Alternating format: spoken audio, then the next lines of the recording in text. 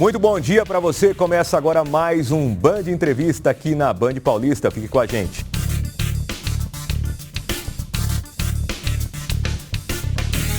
E hoje eu recebo Dani Alonso, empresária, deputada estadual eleita pela região de Marília. Muito bom dia para você. Obrigado por aceitar o nosso convite. Bom dia, eu que agradeço a todos aqui da Band, os telespectadores que estão nos assistindo.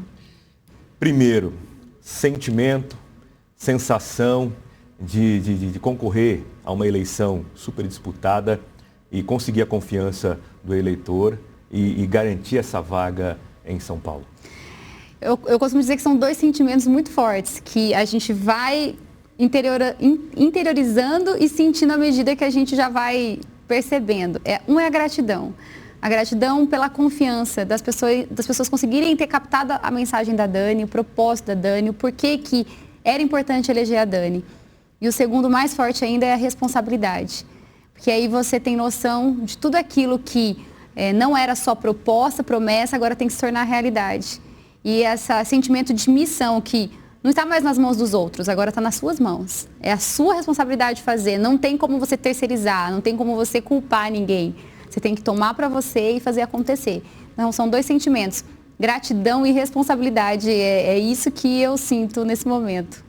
Vai ser a sua primeira experiência, digamos assim, oficial, agora como deputada estadual. Estamos falando para cerca de 300 municípios neste momento. Queria que você falasse um pouquinho da sua trajetória.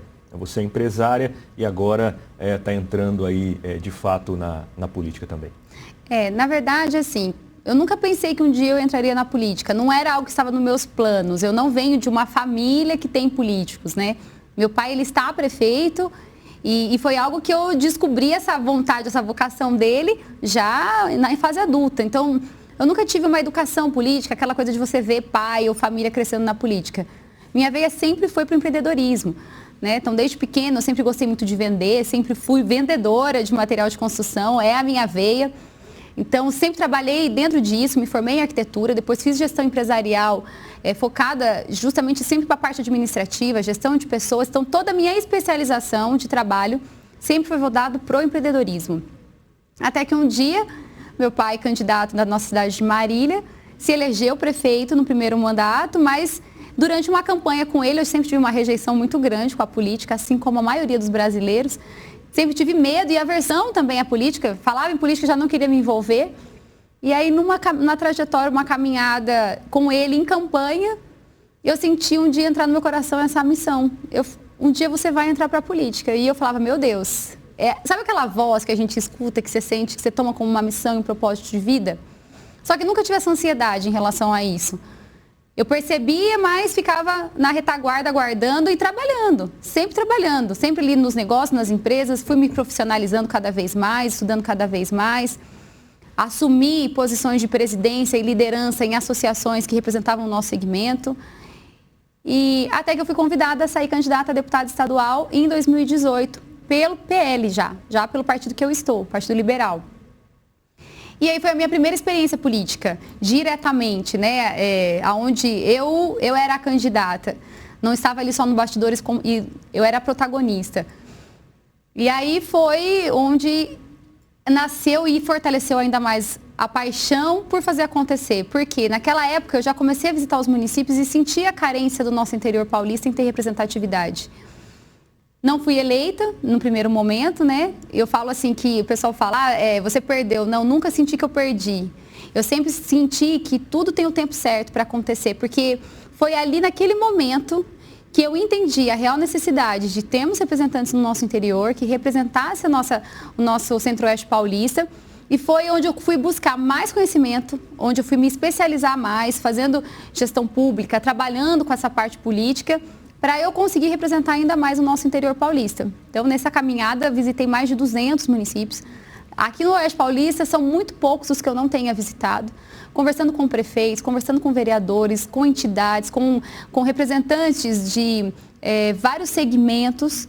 E aí que veio muito forte esse desejo de, não, a gente precisa ter uma representatividade.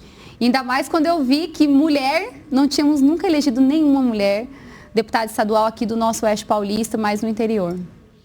Você tocou num assunto interessante, né, que eu inclusive já falei no programa que eu faço às tardes, com relação à importância de nós termos representantes em São Paulo e em Brasília, deputados estaduais, deputados federais, que conhecem a nossa região, que nasceram em determinada região, que cresceram, que têm família, né, que tem ali uma raiz, que conhecem como é que a coisa funciona ali. Isso é bacana. Nós tivemos, então, você como deputado estadual ali na região de Marília, aqui na região de Rio Preto nós também temos deputados estaduais. Qual a importância disso para a região, para trabalhar ali em parceria com o governo municipal, por exemplo? O que acontece? A maior parte dos municípios, o nosso interior, ele é muito rico de pequenos municípios. Então, nós temos uma particularidade muito diferente de outros estados, né? E nós temos muitos municípios e muitos municípios pequenos. Por si só, eles não conseguem, só com o orçamento do município, a arrecadação do município, eles não conseguem o desenvolvimento para infraestrutura, geração de emprego, atrair mais empregos, mais desenvolvimento, mais tecnologia. Isso só é possível quando tem alguém olhando por eles. Alguém que está ali pautando o governo e dizendo, olha, aqui nós precisamos desenvolver a pauta, mais empregos mais para jovens, precisamos trazer mais indústrias. A maior carência dos nossos municípios é distrito industrial. Todas as cidades que eu visitava, os prefeitos, Dani, a gente quer ter o nosso próprio distrito. Então, por aí você vê a necessidade e a carência, porque hoje um jovem, uma criança que nasce numa cidade de 15, 20 mil habitantes, qual é a perspectiva de futuro e formação? Ele vai embora dali do município dele. Se ele quer estudar, se profissionalizar, ele não vai ficar ali.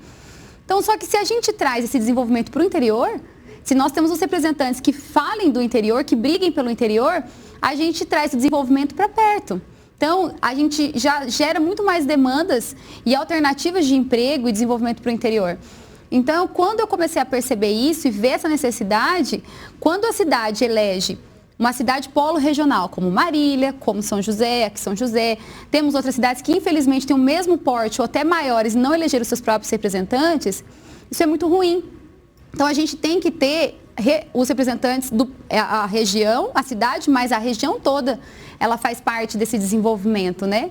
E aí é muito mais força. Você tem muito mais ali falando para o governador, dizendo para o governador, olha, minha cidade, nossos municípios, nossa região precisa de tais demandas que são necessidades do nosso município. O governo federal, mesma coisa. Quantos recursos que nós pagamos impostos aqui, que sai do nosso bolso aqui do interior, que vai para Brasília, que vai para São Paulo e não retornam diretamente, por quê? Quem são os responsáveis por trazer de volta esse recurso? Somos nós, deputados, que dizemos, olha, nós queremos investir aqui. Então, quando a população ela começa a ter essa consciência, a gente consegue ter mais representantes que eu posso cobrar de perto também. Não é um deputado que eu não sei onde ele está, eu não sei onde ele vive, eu não sei o que ele faz. E muitas vezes a população não sabe dessa importância, que são os deputados que trazem emendas parlamentares, recursos, têm acesso direto com as secretarias do Estado, com os ministérios, consegue levar o prefeito da sua cidade a desenvolver o projeto que ele quer para a cidade. Então, esse é o papel de um deputado muito importante para o interior. Nós estamos agora encerrando um ciclo, né, de 4 anos e vamos começar um outro ciclo agora em janeiro. E tivemos nesse ciclo, nos últimos 2 anos, uma situação delicada por conta da pandemia. 2020, 2021 e ainda em 2022 temos reflexos dessa pandemia. O que você espera encontrar a partir de janeiro e como você pretende trabalhar a partir de janeiro, uma vez que existe uma expectativa, pelo menos a pandemia nós controlamos, então podemos voltar a sonhar. Tivemos muito problema no setor privado, as prefeituras tiveram muita dificuldade, então todo mundo que de uma maneira ou outra trabalha no setor privado ou no setor público acabou sofrendo consequências e ainda talvez esteja com essas consequências. Qual é o cenário que você acredita encontrar em 2023 para poder desenvolver depois o seu trabalho? Eu acho que vai ser um momento que vai ter que ter um empenho muito grande de nós, deputados, junto com o governo do Estado, né, e o governo federal também, as parcerias que nós temos com os deputados federais, o trabalho que os federais também são da nossa região,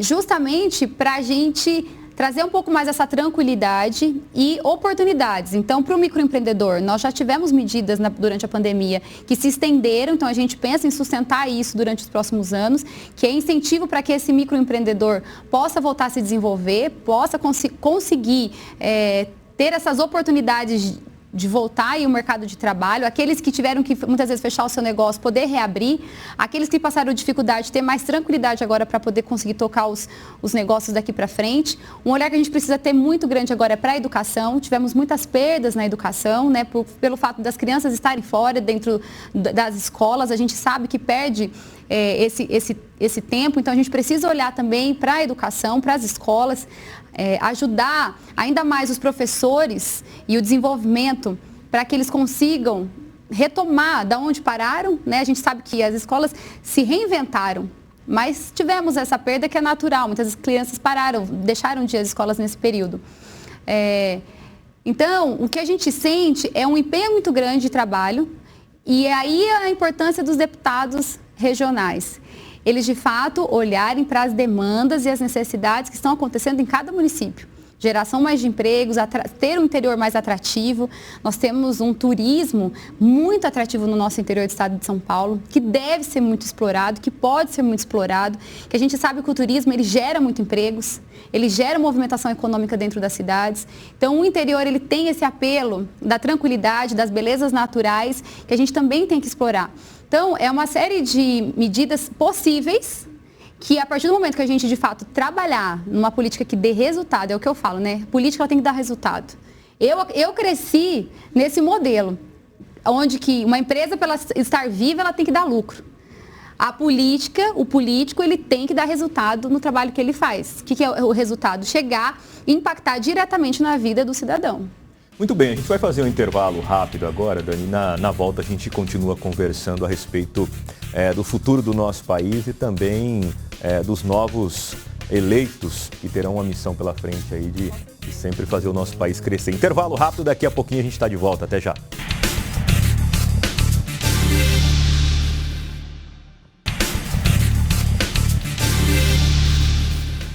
Voltamos então com o Band Entrevista deste domingo e hoje a gente recebe Dani Alonso, deputada estadual eleita pela região de Marília e também empresária. Tivemos uma eleição acirrada, falando aí de candidatos a presidente da República. O que você acha e pensa a respeito do eleitor com relação ao que ele enxergou, a maneira que ele se postou para poder dar o voto nessas eleições? Essas eleições foi uma eleição muito polarizada em direita e esquerda. Diferentemente da eleição passada, que tivemos uma eleição onde o combate à corrupção foi a maior pauta da eleição passada, nessa eleição a gente vê que o eleitor foi sendo afunilado entre direita e esquerda. Não tinha mais espaço. Vemos que a terceira via era uma terceira que clamada por muita rejeição da direita e por muita rejeição da esquerda, então se clamou muito por uma terceira via, que não aconteceu, que não foi viável, e aí nós vimos que nunca fez tanto sentido aquele princípio bíblico do que seja quente ou frio, mas o morno vai ser exterminado, digamos assim. Então, de fato, todos aqueles que tentaram um meio de um equilíbrio ficaram pelo caminho em todas as esferas. E a gente viu que a esfera nacional tem contaminado em todos os estados brasileiros, né? A gente vê que foram pouquíssimos os estados que conseguiram eleger candidatos no primeiro, segundo turno de linha central. Mas a gente viu que, de fato, o eleitor ele não quer um meio termo. Ele foi afunilado a escolher direita ou esquerda. Então, uma eleição extremamente polarizada, acalorada, cheia de paixões, né? Porque a gente vê tanto a direita quanto a esquerda sofrendo emocionalmente e com muitas paixões pelos seus candidatos.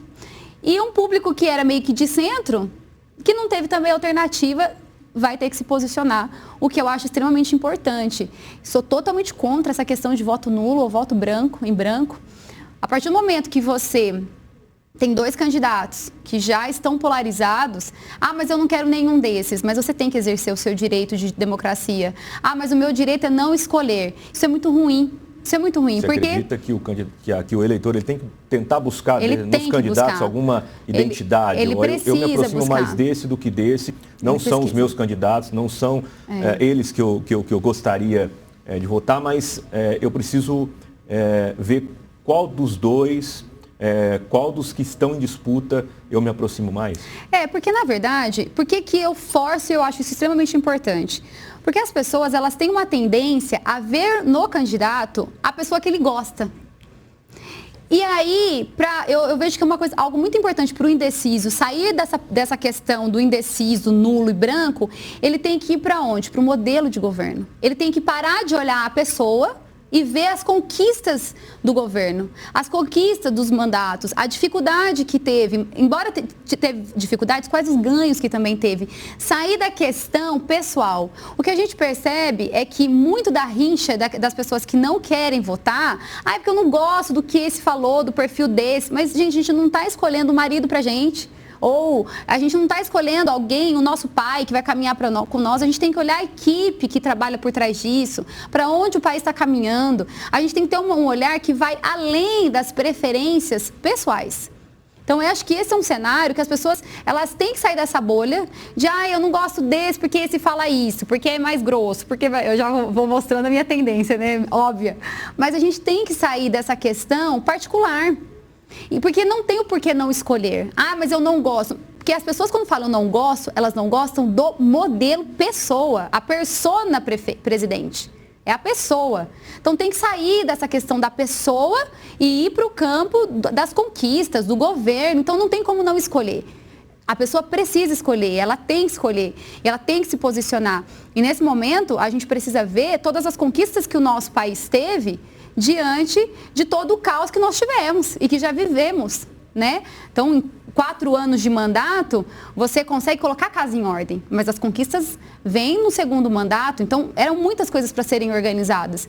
Então, eu vejo que essa eleição é uma eleição muito polarizada em direita e esquerda, onde princípios e valores estão gritando de pessoas que têm as suas preferências, que querem defender o que acredita, olhando a figura que está representando. Hoje nós temos a internet como uma ferramenta importante, né, de disseminação de informação, e eu aproveitei essa ferramenta e visitei as suas redes sociais e vi lá as suas postagens com relação a propostas enquanto candidata a deputada estadual. Dentre elas, algumas que chamam mais atenção, algumas que criam um debate um pouco maior com relação ao aborto, por exemplo. Eu queria até que você falasse a respeito disso, que é um tema que tem sido debatido e gera uma discussão acalorada, uma discussão muito grande a respeito. Eu sou contra essa questão da legalização do aborto. O Brasil ele já permite algumas flexibilizações de aborto em casos comprovados que dão esse direito. Porém, eu sou completamente contra o aborto. Por que eu sou contra o aborto? Isso eu falo até mesmo como mulher. Não existe nenhuma fase da vida que um dia uma mulher que sofreu um aborto, não importa por qual motivo ele seja, qual motivo aconteceu, a partir do momento que ela sofre esse aborto, ela vai sofrer todas as interferências psicológicas, emocionais em algum momento da vida, e sem contar que aquela vida já não lhe pertence mais. Não é a gente está falando de 2 vidas. E eu sou uma pessoa cristã que acredito na concepção da vida antes mesmo do seu nascimento. Espiritualmente falando, um dos valores cristãos falando. Então, e eu acredito que na vida tudo tem um propósito. Tudo tem um propósito. Uma vida, para ela ser gerada, ela tem um propósito. E você não pode interromper a missão e o propósito de vida dessa criança. Então, é uma pauta que eu defendo com convicção, por imensas passagens bíblicas que a gente vê, o quanto que Deus já usava pessoas que estavam prometidas em ventre. E não importa por qual motivo, mas e a mãe que sofreu os traumas? Ela vai viver com esses traumas independente. Então a gente tem que lutar e severamente, isso eu falo, a gente tem que ser muito convictos e lutar contra abusos infantil, abusos contra a mulher, violência. E isso a gente tem que combater ao máximo. Mas depois que isso já aconteceu, o aborto não é a solução. O aborto não é a salvação. O aborto vai ser mais um trauma que ela vai ter que lidar, porque além dela ter que lidar com o trauma do abuso, ela vai ter que lidar com o trauma de ter matado uma criança. E a gente vê inúmeros depoimentos de mulheres, depois de anos, que viram que aquilo foi a pior opção de escolha. Porque só quem é mãe, que gera, eu sou mãe, tenho uma filha de 12 anos, e vivi um aborto espontâneo, tive um aborto espontâneo, com 12 meses de geração, é um sofrimento sem eu querer, a gente desejar aquela criança, você sonhar. e você desejar, e você já é dolorido. Então, a dor é muito grande, independente da fase, né? Então, eu falo assim, que é algo que eu defendo por um princípio de vida e por acreditar mesmo nos valores que Cristo nos deixou em relação à questão da vida. Com relação a outros projetos, né, que você pretende, melhorias na BR-153, redução de pedágios aqui no interior de São Paulo. O pedágio, ele é uma coisa que incomoda, acho que todo mundo, né? Os profissionais que transportam cargas, os caminhoneiros, né, passam muita dificuldade com relação a isso, as pessoas de modo geral que usam. Existe uma possibilidade de a gente conseguir essa redução que seja significativa para a pessoa realmente acreditar, né, que, olha, eu estou pagando, mas vale a pena porque o investimento está voltando, a via está segura, tem um suporte, tem uma infraestrutura interessante. Aqui nós temos dois problemas, né? Nós temos essa questão da duplicação da BR-153, que é algo assim inadmissível a gente não ter essa duplicação ainda, e isso é problema de concessionário. Isso já temos pauta, já levamos isso em discussão e é algo que nós vamos pegar pesado agora nesse mandato, porque a quantidade de acidentes, os inúmeros acidentes, mortes que acontecem nesse trecho, a quantidade de cargas que temos, uma via extremamente importante que atravessam aí mais de 20 municípios, aqui no interior do estado de São Paulo, um estado desenvolvido, que teoricamente temos as rodovias duplicadas. Então, a duplicação da BR-153 é uma pauta que nós vamos conquistar no próximo mandato, custe o que custar. E a gente já sabe onde estão os problemas e os gargalos disso, né? Até mesmo junto com o nosso, na época até então, o ministro da Infraestrutura, o Tarcísio, ele abriu para a gente trabalhar e ver onde de fato nós podemos combater isso e conquistar essa duplicação. Já os pedágios, é justo que se tenham pedágios. A gente sabe que uma rodovia pedagiada, ela tem muito mais cuidados, ela tem muito mais tranquilidade e segurança para o motorista. Só que nós percebemos abusos e quantidades exageradas. É só ver mesmo esse pedágio que tivemos entre Marília e Bauru, uma estrada que já estava pronta, duplicada. Qual a necessidade de ter pedágios ali? Porque quando se foi feita essa duplicação, houve-se a promessa de que não teríamos pedágio porque não era necessário. Então aí não bastasse um, colocaram dois. E com valores abusivos. Tem pessoas que trabalham o interior. Por isso que acontece, o interior as pessoas saem, se locomovem de suas casas para trabalhar nas cidades vizinhas. E como que fica o custo disso para pessoas que têm que se locomover 70 quilômetros, 30 quilômetros, 40 quilômetros pagando pedágio todos os dias? Então é uma engenharia que a gente vai precisar trabalhar para que a gente possa se tornar viável, né? Porque a oferta de trabalho na sua cidade muitas vezes não tem, então eu tenho que viajar para a cidade próxima e as cidades são muito próximas. Então é algo que a gente vai ter que, é uma pauta de luta que nós vamos conquistar, nós vamos trabalhar para conquistar. Redução, que se tornem mais justos e criar viabilidades para que a gente possa conseguir fazer com que isso seja o menos oneroso possível para o motorista. Estamos chegando ao final do nosso programa e eu queria que você deixasse uma mensagem aqui para o interior de São Paulo, que com certeza vai contar com você a partir de 2023. Com essa responsabilidade, eu falo que é uma missão, e principalmente por ser a primeira deputada estadual eleita mulher do interior, né? E é algo que é um marco. Abre porta para que outras mulheres também se inspirem e que possam fazer mandatos, mas não só por ser mulher. O meu compromisso com o interior é, de fato, trazer resultado, desenvolvimento, cumprir com a missão e com o propósito pela qual eu fui eleita, que é desenvolver o nosso interior paulista, criar pautas e leis que desenvolvam também o nosso estado de São Paulo, ser uma representante que volte a dar orgulho nas pessoas quando olham para a classe política. Esse é o meu compromisso e meu trabalho aqui no interior. Boa sorte, sucesso para você. Obrigado por aceitar o nosso convite. Conversamos hoje com Dani Alonso, empresária, deputada estadual eleita na região de Marília. Um ótimo domingo para você. A gente se encontra numa próxima edição. Até lá.